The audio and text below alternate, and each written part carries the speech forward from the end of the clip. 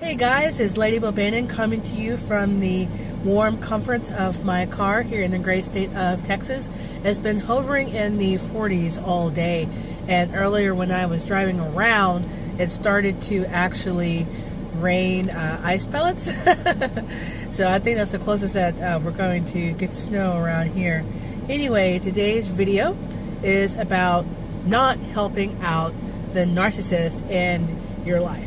So I'm going to use some examples from my personal life and my experience with the narcissistic ex-husband, or rather the ex-husband who I suspect is pathologically narcissistic. I have to correct myself and give a disclaimer that I am not a psychologist or a psychiatrist. I cannot diagnose anyone, but I know what I know, and I've seen what I've seen, and I believe I can reasonably argue that the ex-husband has issues.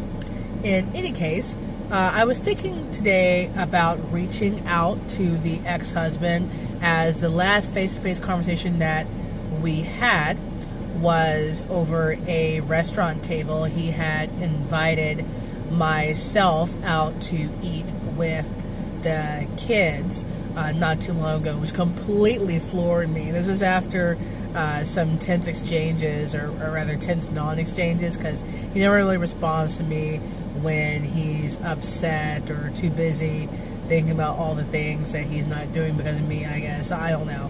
Anyway, when I was last having a face-to-face conversation with him, he was telling me that he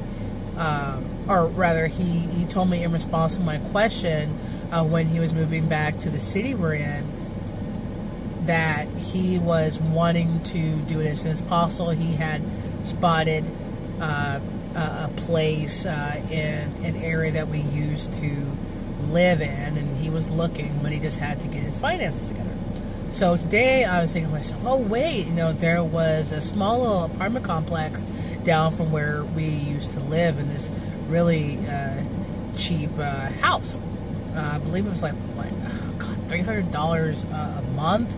But our neighbor used crack, we think, and his brother, who lived down the road, was always high on PCP and crack. So it wasn't the best area. We didn't have kids then, thank God, but it was a cheap place to live. So anyway, I thought about these apartments that were down the road from where we used to live, and it turns out that one of my old school friends had moved in these apartments temporarily, and I went to go visit her. And when I went inside, I was really shocked to see that the apartment was really clean. It was rather spacious for a one-bedroom, and it was affordable. I wish we had moved there instead of where we were, but anyway, I thought about reaching out and reminding him about those apartments, and maybe giving him some tips on where to look, and offering to give him some information on any little rental houses that I saw that were up for rent, or to give him some information about apartments that he could check out. And I started to type something out, and then I stopped myself. Why? Because he's not going to be grateful for it, and he's not going to listen to me. When you try to help out a narcissist, it just blows up in your face. And I'll give some examples of how that is.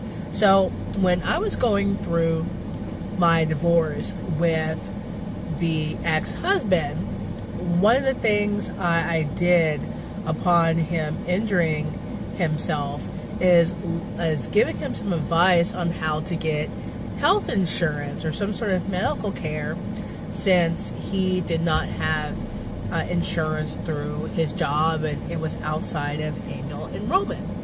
So when I gave him this information, it went in one ear and out the other. I tried to remind him that, if he had any qualified, life events, which he did have at the time, he could sign up for insurance, excuse me, through the federal marketplace, or what's known as Obamacare. Anyway, he never did heed my advice. He did nothing, really. I tried telling the new supply of his that that's something that they could consider, but she wasn't hearing me out. And what I did later on when he would end up re-injuring himself was to try to get him some help through the county. So I went and I got the forms and I gave it to him, and I basically told him how to get it filled out and processed, and directed him to the place that he could go that was nearby that would give him some help and go through the application process with him. Well, don't you know, he never did anything with that. He claimed he filled out the forms and stuff, but he would always say, oh, I'm too busy to go down there, blah, blah, blah. But he had, well, he still has Fridays off, and at the time, he had Fridays off. So he never found the time to go down to this place I told him about, but he had all the time in the world to screw around with the new supply and run errands for her and do everything but go get him some medical care. And the reason why I did this was because I felt bad. He was in quite a bit of pain, and I saw him struggling. He was trying to work and make money and pay the bills, and his ability to do that was severely reduced due to this injury. So what I found was that anytime I tried to help the narcissist or give him, some information that would help out with his various, situations, it always seemed to go nowhere. Now, if the new supply gave him advice, this was golden advice. She was the one to be listened to. And anyone else that gave him advice, they were people that he wanted to acknowledge and respect. So, the information that they gave him, that was important. But anything that came out of my mouth,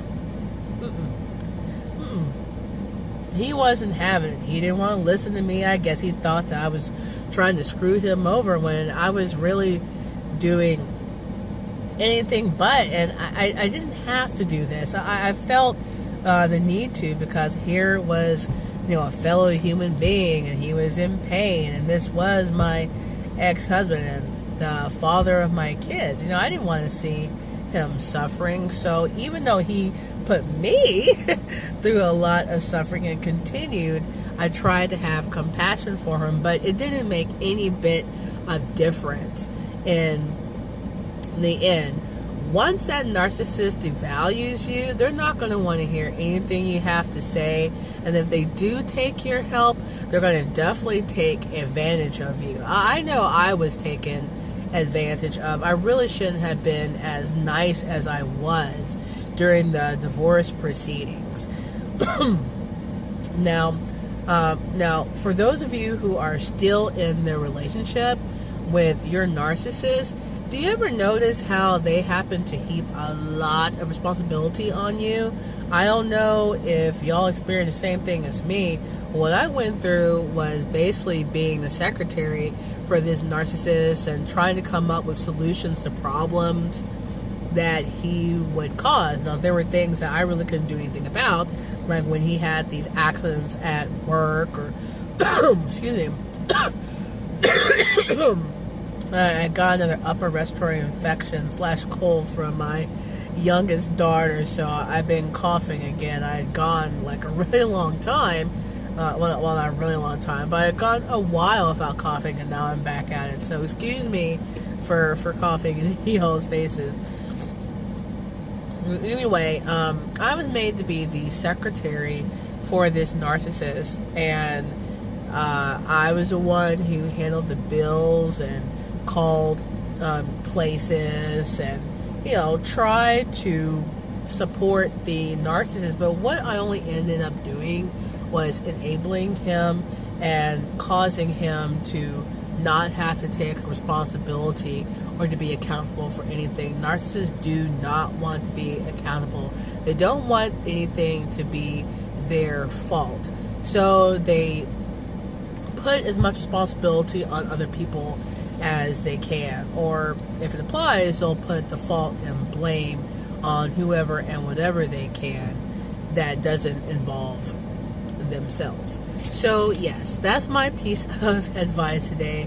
Don't try to help out the narcissist. Help out yourself. I completely understand wanting to be a good person and to have compassion and empathy. And even to this day, as I just told you, I have compassion and empathy. But I had to stop and ask myself, the time that I spend doing stuff for this narcissist, that's time lost that I could be using to apply to things that I need to do for myself and for our children. So, yeah, don't be a doormat.